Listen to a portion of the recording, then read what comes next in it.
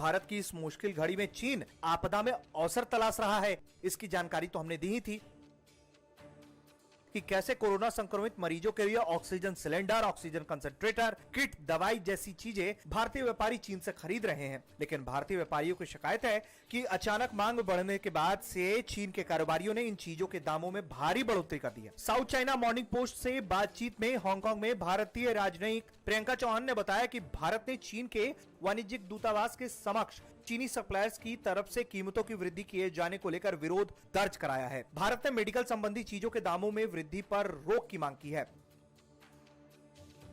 भारत ने उम्मीद जाहिर की है कि देश में कोरोना के मामलों में उछाल के बीच हालत बिगड़ने के साथ ही चीनी सप्लायर्स ने मेडिकल उत्पादों की कीमतों में जो इजाफा किया है उस पर वो रोक लगाएगा। मसलन आपको हम बता दें कि 10 लीटर के जिस ऑक्सीजन कंसंट्रेटर की औसत कीमत $220 थी, उसका दाम बढ़ाकर $1000 कर दिया गया। यहां तक कि चीनी सप्लायर्स ने 10 लीटर का एक ऑक्सीजन कंसंट्रेटर $1200 में भी बेचा।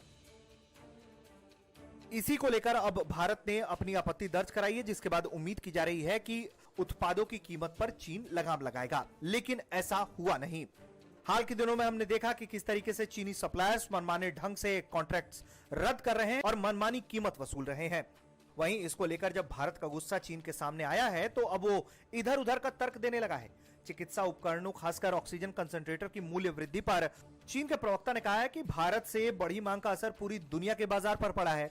यूरोप से मिलने वाला कच्चा माल महंगा हो गया है, इसके कारण चीन में बनने वाले उपकरण भी महंगे हो गए हैं। मूल्य बढ़ाने का एक बड़ा कारण पूरी दुनिया में चिकित्सा उपकरणों की मांग में हुई वृद्धि है।